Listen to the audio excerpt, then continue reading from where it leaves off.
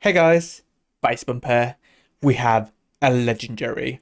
Last night, Echo killed Fyrakk Mythic, and we finally got to see the legendary drop, or the legendary quest item. It's a banger. Up here, you have it. The tooltip here is a bit incorrect. It should be 496 eye level, whereas that says 500. I'm not too sure why that didn't come out right. Anyway, let's talk about, how powerful it is, how it impacts our rotation, and how we're actually gonna go about obtaining it. So, how strong is it? On single target, Unholy looks to gain around 10k DPS in the BIS profile. That would just be much larger depending on what your weapon you have. For instance, me, I have a 483 weapon, and I will gain around 12k DPS. So the lower weapon you currently have, the more DPS you will get. For Frost, Obliteration is what we'll be playing with us. We see a bit smaller drop, so it's a smaller gain. It's a bit 7.5k-ish in BIS profile. This is primarily due to the cast time, which I will get to later, meaning that it's a bit devalued. But still, a solid gain. We're looking at 5% plus, regardless of what you play.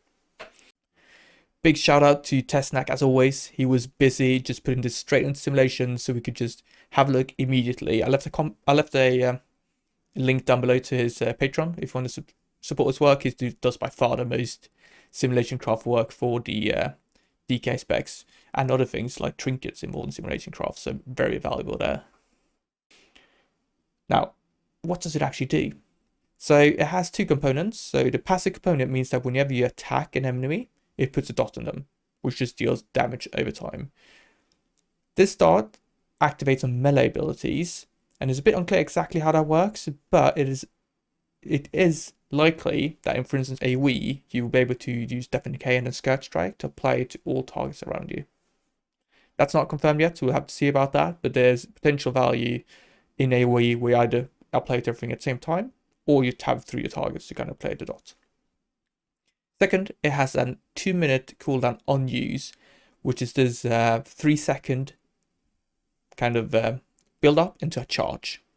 The charge does a lot of damage on everything you charge through, and it also deals more damage the more kind of brands, so the more the initial dot you have on the targets.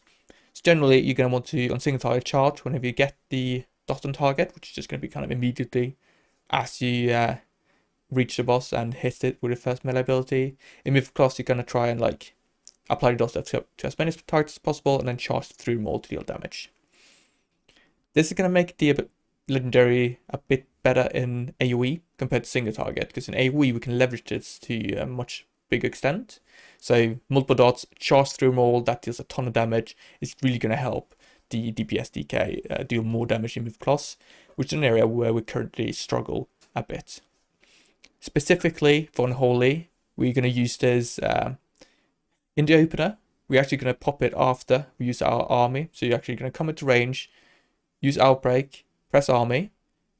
You're going to melee the boss, right? And then you're going to cast it.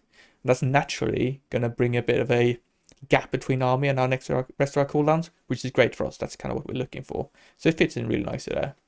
For Frost with Obliteration, we're going to use it to actually start by charging into the boss.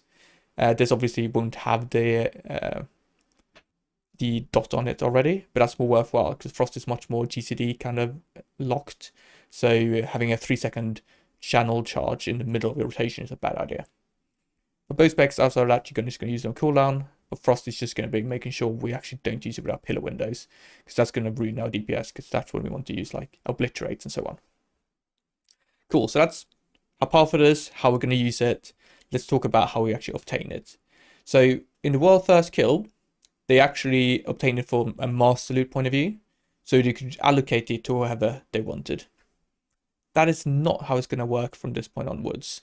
So it is very likely, it's not 100% because we actually don't know this, but we're going to look at a vocal legendary to tell us what's going to happen here. So next reset, it's going to be a personal drop from the boss, and it's going to be a from the start bad luck protection. So if you don't loot it first week, you can have a higher probability of looting it the next week. Furthermore, you will have multiple chances for every difficulty. So 1 chance on LFR, 1 for normal, 1 for heroic, and 1 for mythic. And importantly, if you do it on a high difficulty from like mythic, you immediately also get the probabilities from the lower ones. So you don't actually need to go and run all the difficulties. You just run the highest one you can do, and that will then sort out all of the kind of rules you need for getting the legendary. Once it actually drops, you don't actually get the weapons, you get a quest line.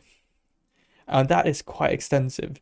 So I put up some of the quests here. You need to like kill rares, you need to do super blooms, you need to eat up epic armor equipment, that kind of thing. Also, it does need quite a lot of mats. So there's a bit of crafting involved here to actually get the legendary to its final state. And all those mats are pretty pricey. Everyone price hiked as soon as this was announced. So I think last night it would probably cost like $1 million to actually buy all the mats to craft this.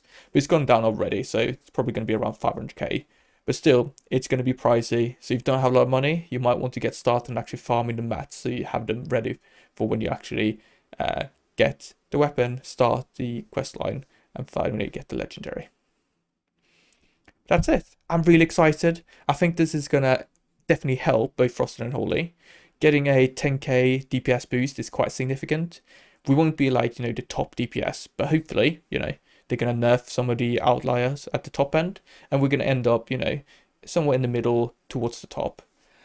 In middle class, we're going to do loads more damage with this, which is really exciting, which is something we currently need because it's really difficult to keep up with the meta classes.